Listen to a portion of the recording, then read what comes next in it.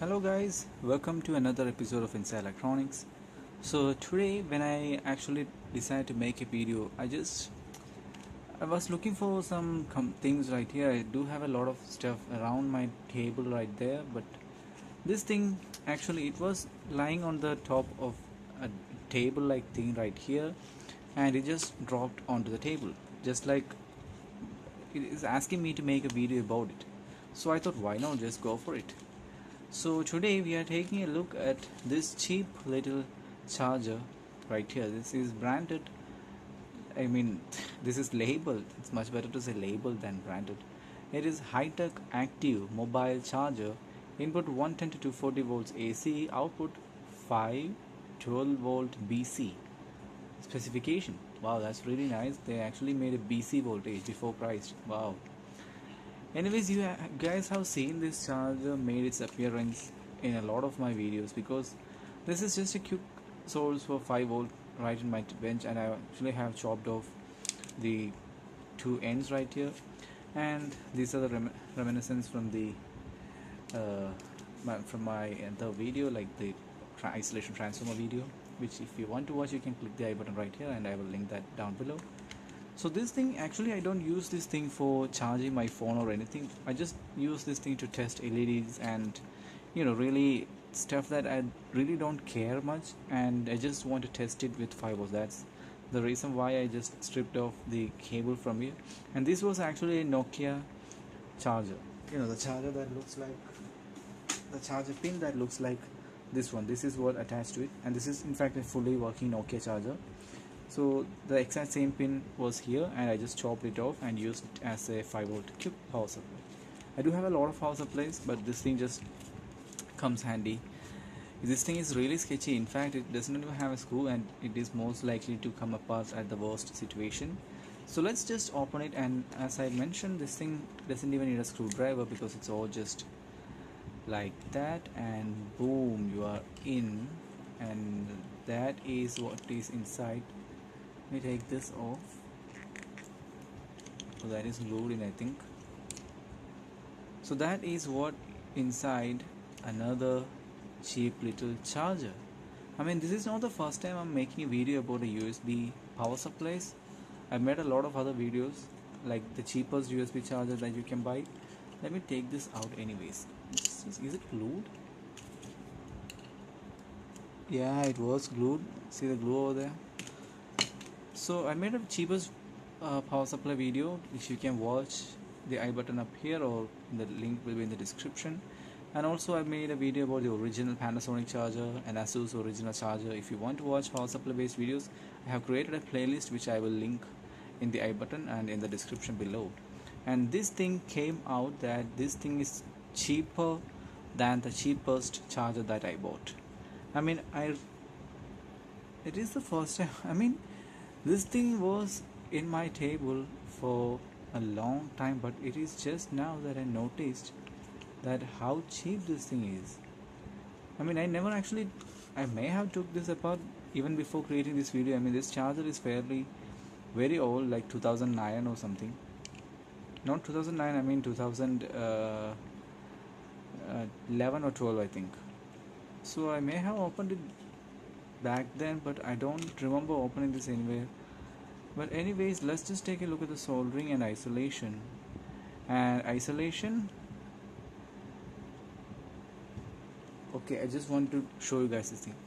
These two wires are the AC input. You see that those come straight from the AC input side, and look at the terrible soldering. They even have all the flex still on it.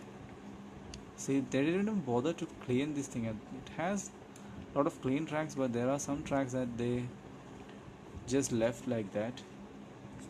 And these two are the input wires, and check this out. This LED is used to show us the output has the 5 volts, and look where it is going. The output connection is here. You can see from there it's 5 volt, positive 5 volt. It is coming straight, and boom, it's connected to the LED, and the other terminal is right there. So basically, what is between you and certain death? not you, between me and certain death, because I am the person who is using this one. And if you have even heard of this particular brand, high tech, don't go anywhere near it. Okay, that's how cheap that is. So basically, what is between me or anyone who's using it and certain death is that distance right there. And to put that into perspective, this tip right here is 2 millimeters. I measured it, it is a 2 millimeter tip, and if I put that tip right there, you can see the distance between the AC mains, the live AC, and the 5 volt, the deadly 5 volt, is around 1 millimeter right there.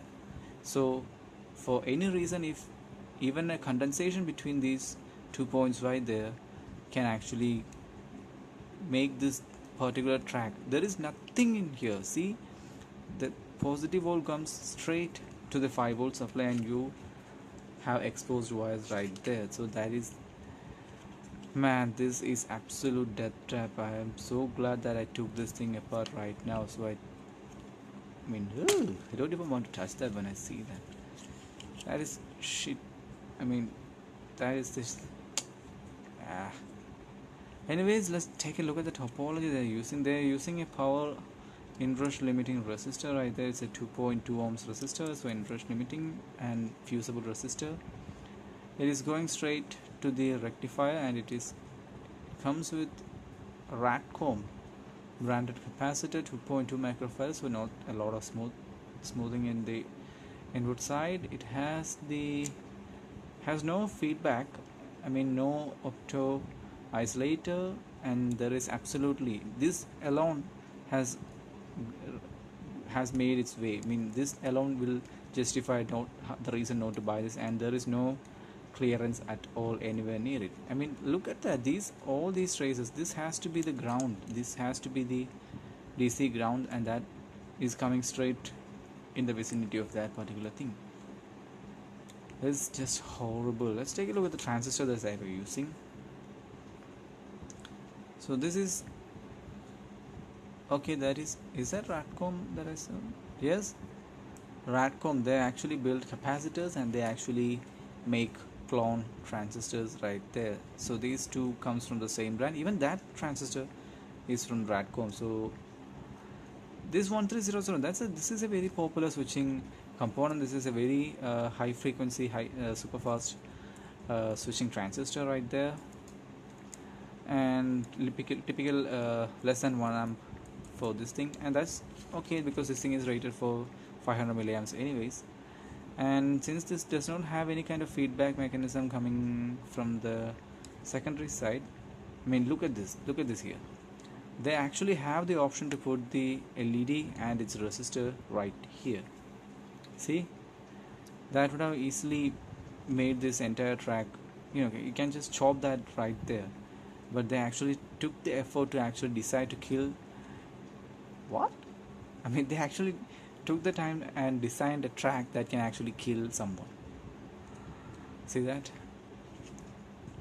So that is what's basically happening. So I think this is a 2 transistor model. So this is the switching transistor, and I'm seeing an Z1, that's a Zener diode right there. So it's mentioned Z1, it's a 6 volt Zener, I'm thinking, and this is also marked Zener, but it is a 4148, see, 4148, so it's a diode right there, so it's not a Zener. So I'm thinking when the switching the transistor, this particular transistor is what controlling this one.